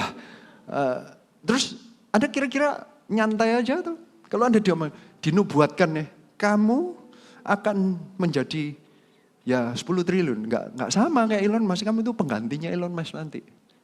Kira-kira Anda kerja atau Anda lebih rajin kerja atau lebih malas? Ada loh orang yang dapat tahu sampai kapan dia hidup. Orang itu namanya, saya lupa namanya. Yang papanya Manaseh itu siapa? Hizkia ya? Oh ini yang bareng ini. Hizkia itu sakit, terus ada nabi yang datang ngomongin, hidupmu tak perpanjang 12 tahun. 15. Wow, ternyata baca Alkitab. Ya. Bayangin, enak gak kalau Anda tahu hidupmu tinggal 15 tahun? Enak gak? Kira-kira Anda punya bucket list ya. 15 tahun duitku berapa, aku mau pergi Machu Picchu, ya ngerti ya? Ini yang belum pernah makan ini, ke restoran itu, ngerti ya? Duitku habis nanti umur 15. Nanti yang depresi saat sudah tinggal setahun. Kurang sehari, nggak lebih depresi. Kurang 1 jam, ya nggak tahu ya gimana ngitung jamnya. Tapi nggak lebih depresi. Jadi lebih enak tahu apa enggak masa depan. Kenapa kita selalu nanya masa depan? Tuhan itu kalau memberikan perintah itu selalu ada ambigunya. Jangan ngomong bahwa Tuhan itu kok jahat ya, Tuhan gak kasih tahu saya kayak apa. Abraham disuruh keluar dari negerinya itu untuk pergi ke negeri yang gak diomongin. Pokoknya keluar gitu. Enak apa enggak tuh? Keluar gitu. Loh Tuhan kemana? Banyak loh orang-orang itu, ayo pelayanan. Ya, tapi tujuannya apa? Kalau gak jelas saya gak mau. Kadang bukan masalah keluarnya sih, masalah tunduknya. Kalau Anda nggak percaya sama Tuhannya, Anda diberitahu persis pun, nanti Anda ngomongnya, terus caranya gimana? Nanti lama-lama, ya bukan trust yang dibangun. Akhirnya hubungan kita itu harus bapak dan anak. Hubungan kita itu bukan hanya bapak dengan anak, tapi sahabat. Bukan hanya bapak dan anak dengan sahabat, tapi juga Allah dan jemaatnya. Bukan hanya itu sih, tapi seperti Tuhan Yesus dengan kita itu seperti mempelai wanita dengan mempelai prianya. Kita ini hubungannya itu begitu dekat hubungan. Kalau hubungannya tidak ada trustnya, itu emangnya kasih. Kalau Anda minta, aku minta detail baru aku mau jalan. Itu trust atau enggak trust? Enggak percaya berarti kan? Mengenai hubungan kan? Jadi kalau kita makin nanya, makin enggak trust. Makanya kadang Tuhan Yesus jawabnya gini, tetap engkau tidak perlu mengetahui. Jangan maksa, jangan marah sama Tuhan. Karena belum tentu baik kalau Anda tahu. Kalau dikasih tahu semua, kamu tinggal 25 tahun, kamu tinggal 23. Kalau semua kayak Hizkia, diomongin semua. Apa yang Anda lakukan? Tahu hasilnya? Dia sangat, itu, Hizkia itu punya anak, Manase namanya. Anaknya itu nanti jadi raja yang paling parah. Ada kemungkinan. Hizkia itu padahal aslinya baik, tapi begitu tahu 15 tahun itu di situ dia jatuhnya, dia pamer ke Babilonia. Manase itu nggak diurusin kayaknya. Jadi anak yang paling parah nggak niru papanya. Papanya baik padahal. Tapi mungkin anaknya lahir waktu papanya sudah kacau. Anda diberitahu tujuanmu adalah ini. Anda nggak bingung yang lain, Anda nggak ngurusin. Anda jadi orang kaya, Anda jadi ini. Nanti kamu akan jadi itu. Belum tentu baik loh. Nggak percaya Yusuf dikasih tahu nggak? Nggak detail sih. Cuman gambaran aja. Nanti keluargamu akan menyembah kamu. Sujud di hadapanmu. Dia ngomong aja, dimusuhin nggak? Tambah parah nggak? Jadi kalau Anda tahu masa depan, lebih parah nggak kadang? Jadi sombong, total, atau malas total? Kacau total. Jadi lebih baik percaya sama Tuhan, daripada tahu masa depan. Yang penting percaya Tuhan, bukan masa depan. Kalau Anda tahu masa depan, yang Anda pegangin apa? Masa depannya. Apa bedanya sama Guamya? Apa bedanya sama Cenayang? Apa bedanya sama yang itu loh pakai horoskop? Apa bedanya? Kalau dengan Tuhan ini bukan masalah apa, siapa, apa hidupmu nanti seperti apa. Tapi siapa Anda bersama hidupnya, bersama dengan Tuhan. Jadi yang penting kan percaya Tuhannya. Makanya diajari murid-murid yang sudah 3 tahun ikut, gak perlu tahu lah. Katakan sebelah-sebelahnya, yang penting tahu siapa Tuhan, katanya gitu. Bukan tahu masa depanmu, bukan tahu bisnismu nanti ini diselamatkannya kapan, bukan tahu kapan engkau dapat promosi, bukan tahu nanti sembuhnya kapan, even kalau sakit pun loh. Ini masalah, mereka itu lagi ditekan. Tuhan Yesus juga enggak perlu mengetahui. Kita perlu mengerti supaya kita itu enggak salah. Oh ya, Tuhan itu penuh dengan mujizat. Yes. Tuhan itu sayang sama kita. Yes. Tapi Anda enggak tahu yang mana yang baik untuk kita di masa depan.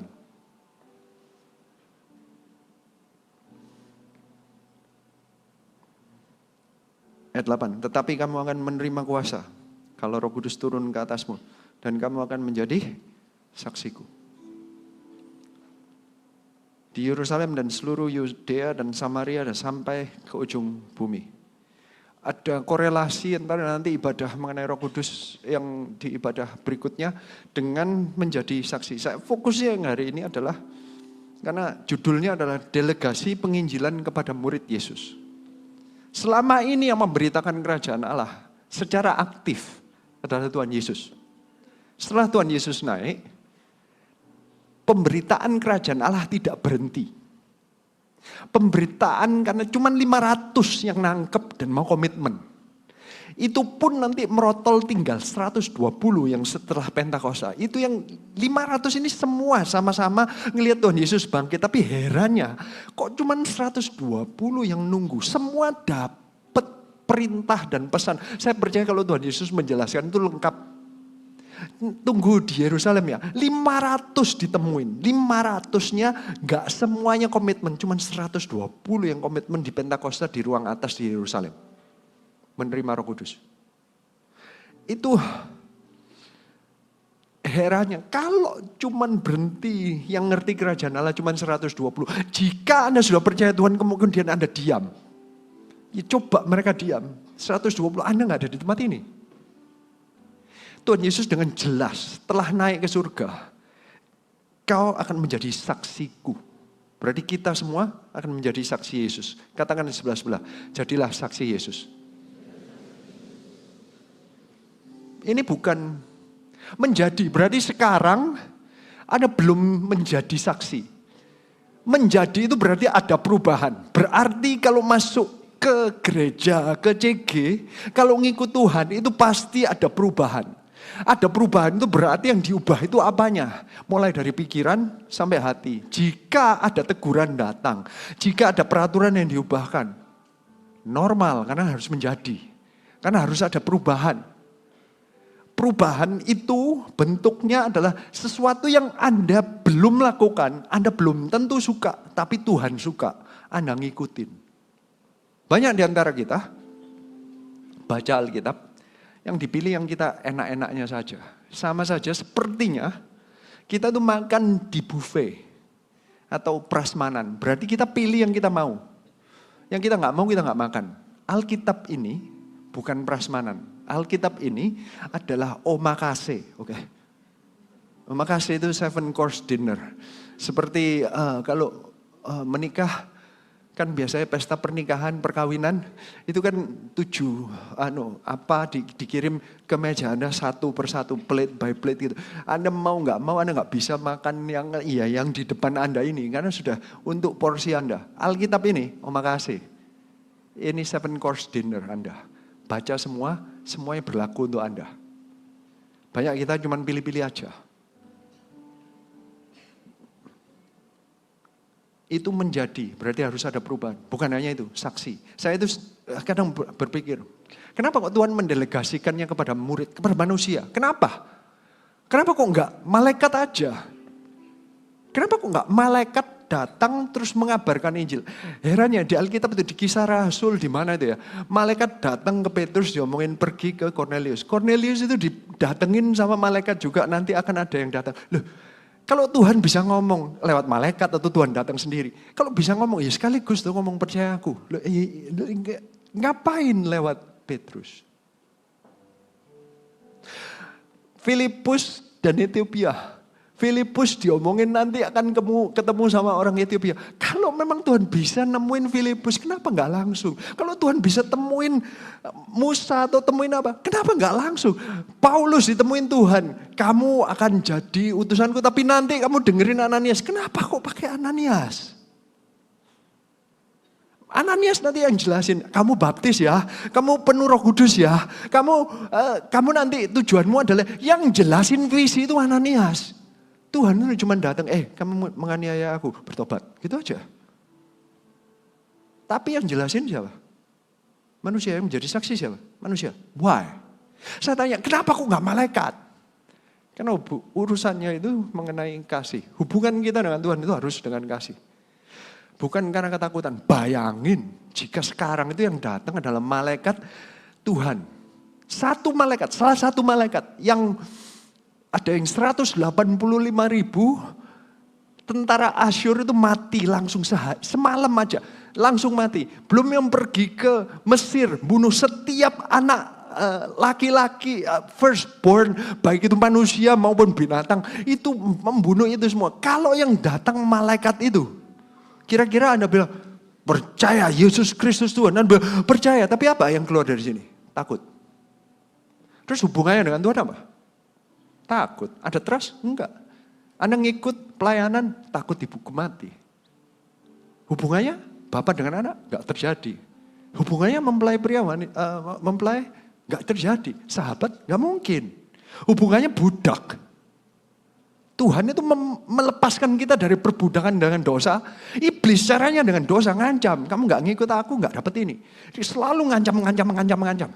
Selalu perbudakan, kalau enggak akan mati, kamu kan gitu, pokoknya diancam terus. Tuhan Yesus itu maunya hubungan kita itu dengan kasih. Terus gimana caranya membawa orang untuk hubungan dengan Tuhan dengan kasih? Caranya dengan saksi. Ada ayatnya yang berkata, malaikat itu tercengang. Kenapa kok Tuhan pakai mengangkat yang lebih rendah dari manusia menjadi lebih tinggi? Karena kadang ada kata-katanya di Mazmur, di Paulus itu yang berkata mereka itu malah tercengang apa yang gospel, apa yang kita alami itu mereka tercengang. Jadi malaikat itu tidak mengalami keselamatan. Yang jatuh gak diselamatkan. Yang selamat dari dulu selamat, jadi gak butuh Yesus.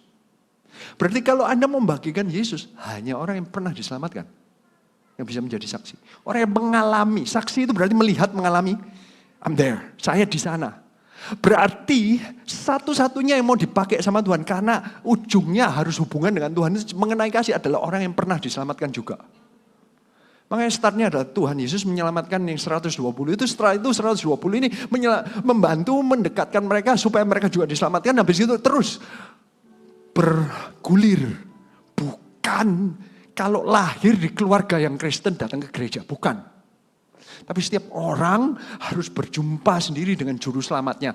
Yang ngajarin bisa orang tuanya, bisa Eagle Kids-nya, bisa kalau sudah sampai dewasa, sudah anggota CG-nya, sponsornya, CGL-nya, coach-nya, TL-nya, pendetanya kalau sudah dewasa. Tapi harus orang yang juga sudah pernah diselamatkan. Jika saya tidak diselamatkan, saya tidak qualified untuk berbicara mengenai Yesus. Saya tahu hubungan saya dengan Tuhan adalah Dia juru selamatku. Oleh karena itu saya punya kualifikasi, saya menjadi saksi karena saya juga diselamatkan.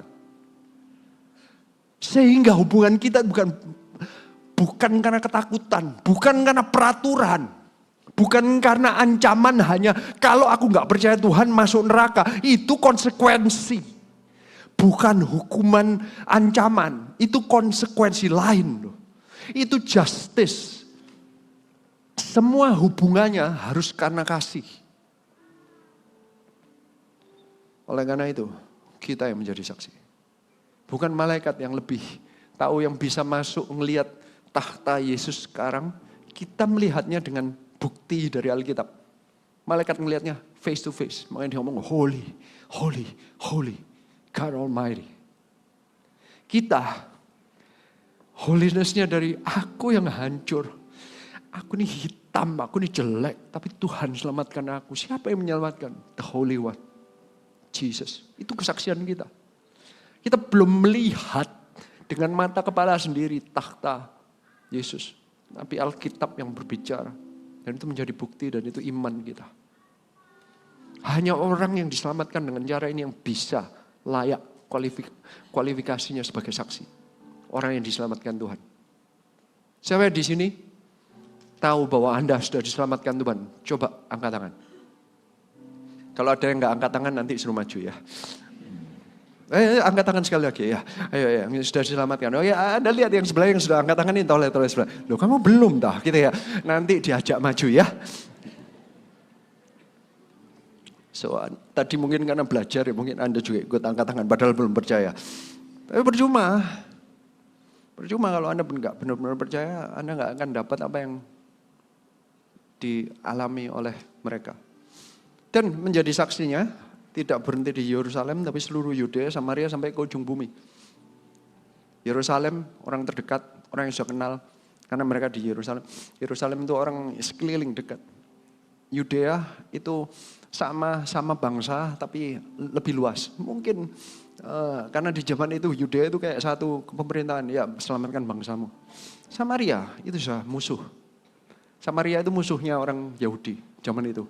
Mereka itu menganggap rendah. Orang yang kamu anggap musuhmu atau yang lebih rendah daripadamu tetap selamatkan. Bahkan orang-orang yang kamu ngomong aja gak mau selamatkan. Bukan hanya itu, sampai ke ujung bumi. Berarti orang yang kamu gak kenal sama sekali, bahasanya lain. Saya mengucap syukur saya mendapatkan mencicipi sampai ke ujung bumi. Saya mendapatkan kesempatan untuk orang-orang yang gak bisa bahasa Inggris maupun Indonesia, itu dua bahasa yang saya bisa. Tapi dia gak bisa, jadi saya harus lewat penterjemah. Benar-benar ujung bumi bagi saya. Nah, saya cuma tanya simpel, kamu sudah pernah berdoa menerima Tuhan Yesus Kristus sebagai Tuhan dan Juru Selamat? Belum? Mau menerima? Mau? Simple kayak, saya expect dia akan menolak. Kan dia adalah orang kelahiran Eropa asli. Tapi dia mau itu. Terus saya tanya lagi, loh, kamu sudah pernah dibaptis? Basically belum. Terus kamu mau dibaptis? Mau. Enggak ada penolakan kayak, hah? Saya tahu itu Roh Kudus, saya tahu itu mujizat Tuhan, saya tahu itu tanda. Dan terjadilah. Saya mengerti bahwa sampai ke ujung bumi, karena saya menjadi saksi Kristus, bisa terjadi. Katakan ke sebelah-sebelah, ayo jadi saksi yuk. Sesudah ia mengatakan demikian, terangkatlah ia, disaksikan oleh mereka, dan awan menutupnya dari pandangan mereka. Ketika mereka sedang menatap ke langit waktu ia naik, tiba-tiba berdirilah 2 orang yang berpakaian putih dekat mereka. Bahasa Inggrisnya beside them, sebelah, bukan berhadapan. Dekat kan bisa berhadapan, bahasa Inggrisnya beside. Dan berkata kepada mereka, hai orang-orang Galilea, mengapakah kamu berdiri melihat ke langit? Anda pernah nanya gak, kenapa ditanyain ini? Bukannya malaikatnya gak tahu kah? Lu Yesus lu baru naik. Kalau ngelihat ke atas ya wajar toh. Kan sesuatu yang wajar mestinya. Tapi kenapa kok ditanya? Emangnya gak tahu? Perlu dijelasin kan? Lu tadi Yesus baru naik. Makanya aku ngelihat ke langit. Tapi herannya, saya tahu ini pertanyaan yang ada. Urusan yang lain. Kenapa sebutannya? Yesus ini yang terangkat ke surga, meninggalkan kamu, akan datang kembali dengan cara yang sama seperti kamu melihat dia naik ke surga. Di saat Yesus naik, sudah diomongin mengenai kedatangan. Baru naik, nanti dia akan balik. Jadi surga itu punya jadwal enggak? Siapa SM-nya? Malaikat. Ya. Jadi pelayanan SM itu pelayanan malaikat ya. Jadi bagi para SM katakan amin ya. Ya, senang ya SM ya. Ya. Tapi itu kayak kita aja ada jadwal. Ada jamnya, kapan apa. Malaikat tuh ngingetin, kamu overtime.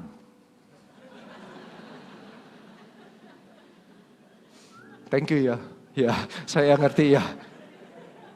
Ada malaikat yang berdiri dekat saya, itu SM-nya. Overtime go gitu ya. Tapi Anda ngerti, ada orang-orang yang diam. Pingin menikmati cuma mujizat. Pingin menikmati satu acara, pingin berhentinya. Kalau ada retreat seneng gitu. Kalau ada KKR happy gitu. Nanti ada super conference, jangan berhenti di super conference. Pergi. Nanti dia datang. Apa perginya? Penuhin Roh Kudus. Mengabarkan Injil. Jadi saksi. Tuhan akan pakai apapun kalau gak ada yang bisa ngomongin. Karena mestinya yang ngomongin adalah mereka. Mereka lah yang berkata nanti Yesus Kristus akan datang. Sekarang Yesus naik tapi nantinya akan datang. Kalau yang ngomongin ini pendetanya ini aja. Kalau gak ngomong malaikat akan datang ngomongin. Hei nanti Yesus akan datang. Berarti semua ini urgent. Yang baru ditinggal diomongin jangan tinggal diam. Bergerak. Jadi kalau gereja kita minta atau mengajak. Ayo kabarkan Injil, ayo cari jiwa. Jangan alergi. Kita cuma nyampaikan pesan Allah. Allah itu punya jadwal. Allah itu punya target. Allah itu punya jadwalnya. Dan asli ada jiwa-jiwa yang mestinya masuk ke surga. Ada listnya mereka belum diselamatkan. Dan Tuhan mau pakai saksi-saksi untuk mengabarkan Injil kepada mereka. There is a time limit. Ada countdown-nya. Ada counternya berapa jiwa. 10 hilang 1 dicari sama Tuhan. Ada counternya. Ada 2 hilang 1 dihitung sama Tuhan. Ada 100 hilang 1 dihitung sama Tuhan. Jadi kalau kita hitung, kita count selalu cari jiwa. Jangan alergi. It's the Bible. Kita melakukannya hanya untuk meniru apa yang Alkitab lakukan. Kalau ada orang-orang yang melakukannya dengan motivasi yang salah, ini diluruskan. Kita nggak mau melakukannya dengan motivasi yang salah. Kita melakukannya karena Alkitab mengatakan demikian. Malaikat aja dikirimin. Emang ngapain dong lihat ke atas? Go to the next job. Ngapain kamu berhenti menikmati? Ada orang yang menikmati, aku diselamatkan. Oh aku sembuh, terus diem. Move. Malaikat dikirim hanya untuk mengingatkan. Go orang Galilea. Yesus nanti balik. Artinya ada end-nya. Nantinya akan selesai di sana. Our job, selama belum Anda ikut Yesus ke surga, you have a job to do. Katakan di sebelah-sebelahnya, kamu, bahasa Indonesia apa ya? Ada tugas bagimu, gitulah ya. Katakan di sebelahnya. So, ini 3 poinnya. Yesus bekerja untuk menggenapi tujuan Tuhan dan kerajaan Allah. Orang percaya menjadi saksi. imam utusan Tuhan. Bukan hanya saksi. Kita tuh imam, ada kata-katanya imam terjadi di 1 Petrus. Kita di utusan-utusan Kristus, di Korintus dikatakan. Utusan itu bahasa Inggrisnya sebenarnya ambassador. Lebih detail daripada cuma utusan, bukan hanya messenger. Tapi benar-benar, ya namanya aja kita apostolik, profetik, apostolik itu diutus. Berarti kita ini memang utusan Tuhan, kita ini ambasadornya Tuhan. Kita yang disuruh, bukan malaikat. Kan mereka nggak mengalami keselamatan, kita yang mengalami keselamatan. Yang qualified, hanya kita yang diselamatkan. Kita yang tahu apa artinya dulu dosa, karena darah Yesus kita diselamatkan. Dulu kita nggak layak ketemu Tuhan, karena Yesus, darah Yesus kita dilayakkan untuk ketemu Tuhan. Hanya kita yang bisa berkata betapa besar kasih Tuhan. Panjang, lebar, tingginya itu begitu besar, saya yang kacau seperti ini. Tuhan kok mau ya mati di atas kayu salib, waktu saya masih berdosa lagi. Itu saksi. Bukannya logika, tapi mengerti bahwa kita ini diselamatkan. Malaikat gak bisa. Malaikat cuma bisa ngomong, Yesus Tuhan. Tapi kenapa kalau Yesus Tuhan? With fear. Us with love. With gratefulness. With thankfulness. Yang ketiga, waktu dan kehendak Tuhan akan selalu dilaksanakan. Anda mau jalan, puji Tuhan. Anda gak mau jalan, Tuhan akan cari yang lain. Karena kehendak Tuhan akan terjadi. Kalau Anda gak berbicara, nanti keledai yang disuruh. Anda gak mau, batu suruh memuji Tuhan. Kalau sampai malaikat yang mengabarkan Injil, berarti gereja Tuhan tidak bekerja. Kalau sampai Tuhan yang ngadain mujizat di atas awan, berarti kita tidak melakukan job kita. Makanya gereja kita membangun 1.000 gereja, 1 juta murid di mana-mana. At least we do our part. Kita ini masih gak ada apa-apanya. But at least we try our best. Hanya karena kita sayang sama Tuhan. That's why we serve. Semua bangkit berdiri. Kita nyanyikan satu lagu.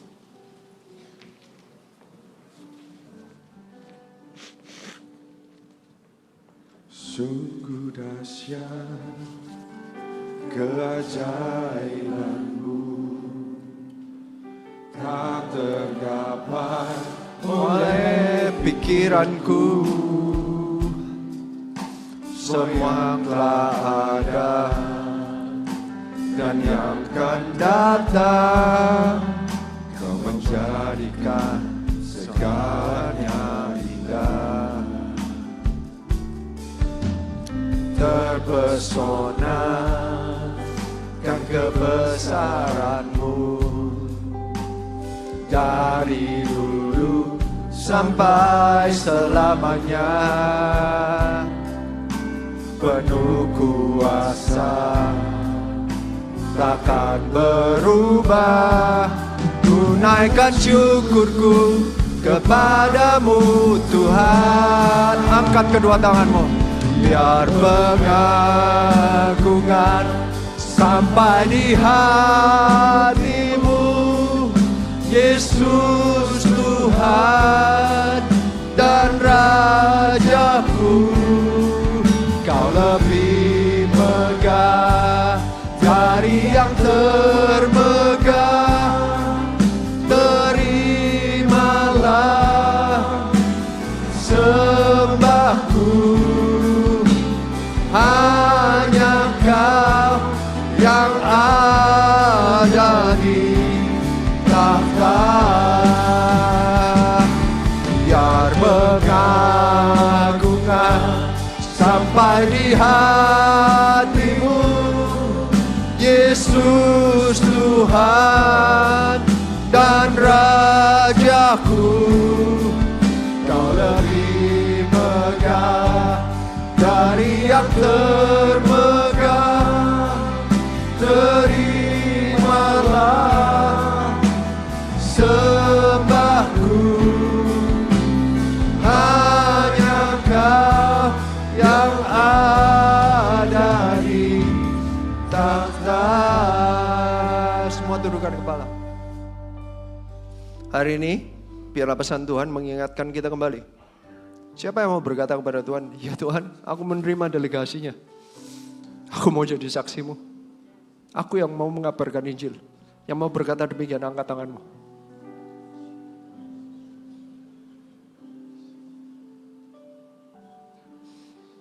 Kami menjadi saksi karena kami terkagum dengan kasih.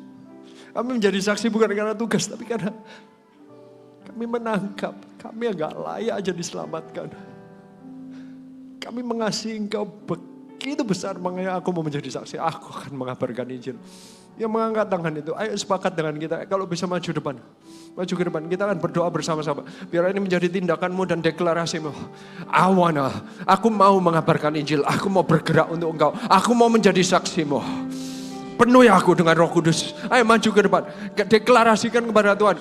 Saya percaya ini nanti mestinya untuk yang ibadah berikutnya. Tapi gak apa-apa, yang sekarang pun Anda berkata, aku mau. Pakai aku Tuhan. Penuhi aku dengan Roh Kudus-Mu. Ayo maju ke depan. Para pemimpin, ayo doakan mereka. Sepakat dengan mereka, biarlah Engkau menjadi saksi. Penuhi mereka dengan Roh Kudus. Penuhi mereka dengan Roh Kudus. Ayo yang mau bergerak, ayo maju ke depan. Maju ke depan. Syantara bakar. Penuhi setiap mereka ya, yang berkata mau menjadi saksi Tuhan. Yang mau menginjil, mengabarkan kerajaan Allah. Pakai mereka. Berikan jalan, biarkan mereka maju ke depan.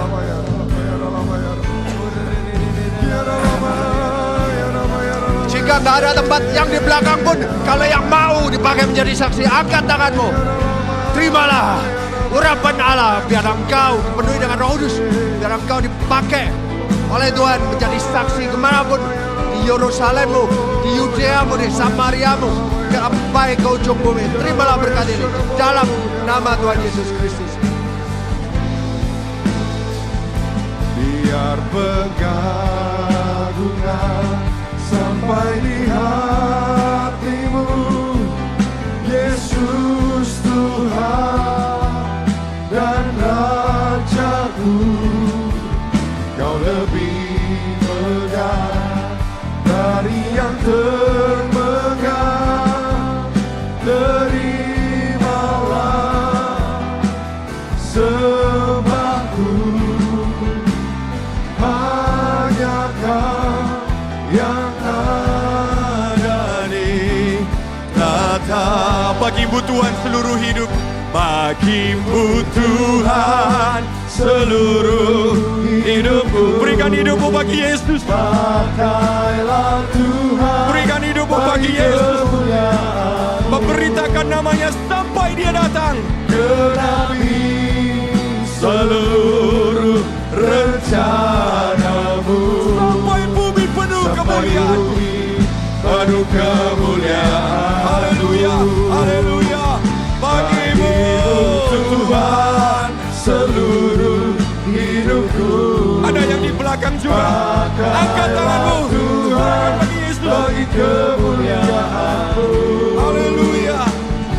Genapi seluruh rencana-Mu sampai bumi penuh. Haleluya. Ini hidup kami, pakai kami ya Tuhan. Bagimu Tuhan seluruh hidupku. Pakailah Tuhan bagi kemuliaan-Mu.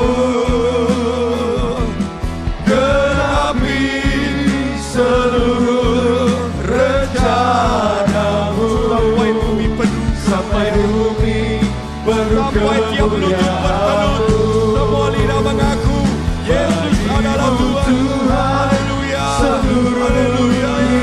Oh, pakailah Tuhan bagi kemuliaan-Mu. Genapi seluruh rencana-Mu sampai bumi penuh kemuliaan-Mu. Mari kita berbahasa roh bersama-sama, serahkan hidupmu kepadanya. Roh Kudus, Roh Kudus berembuslah, bergeraklah ya.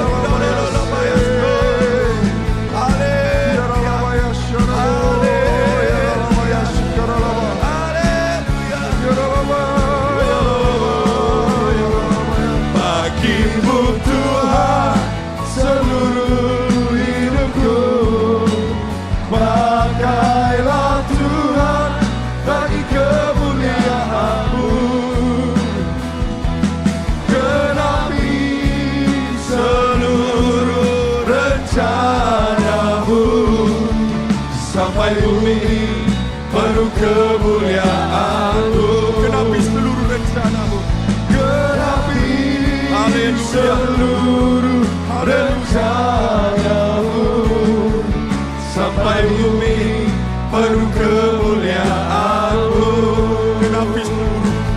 Genapi seluruh rencana-Mu, sampai bumi penuh kemuliaan.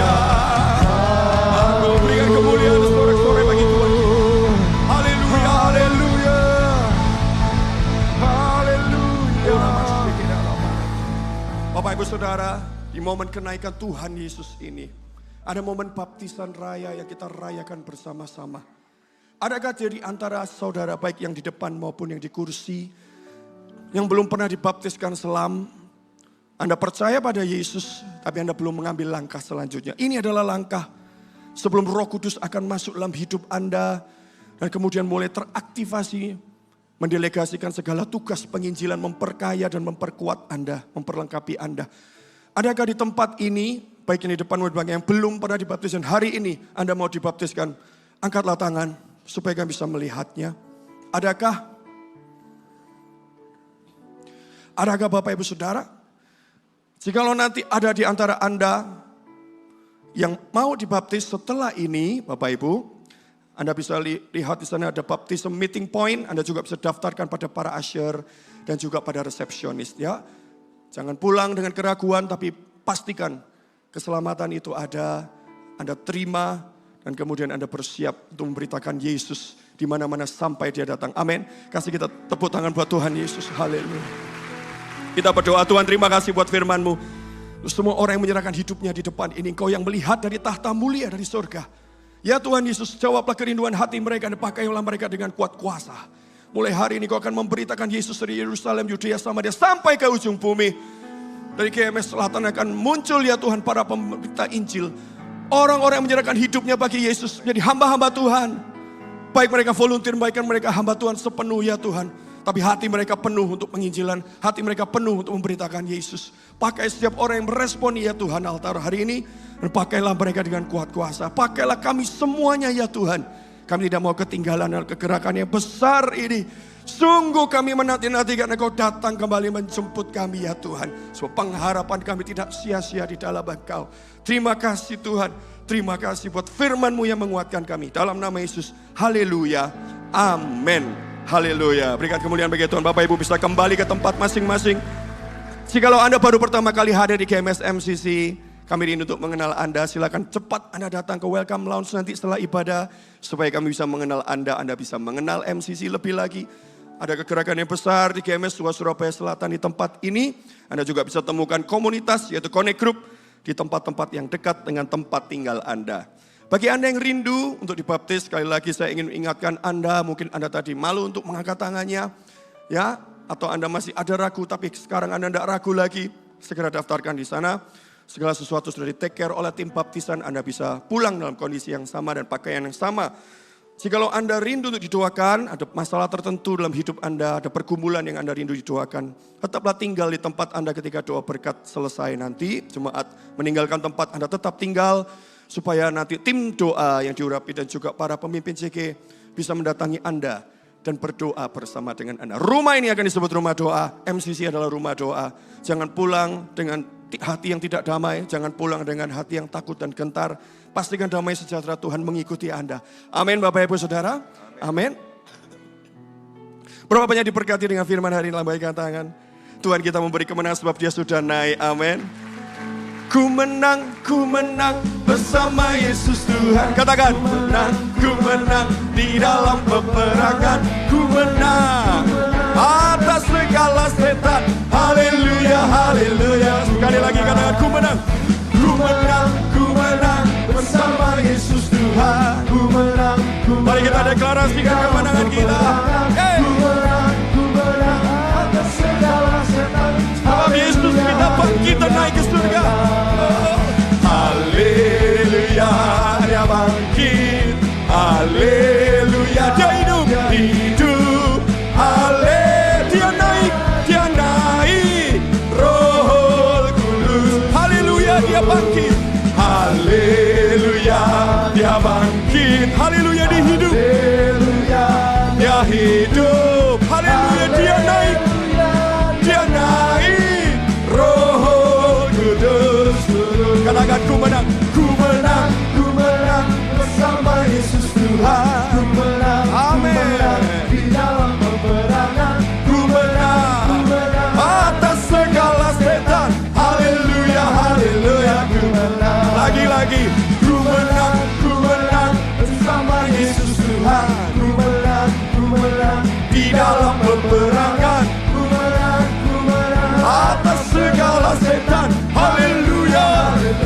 kita lambaikan tangan sama-sama. Haleluya, dia bangkit.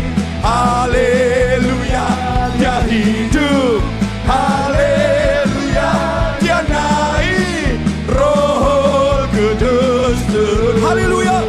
Haleluya, dia bangkit.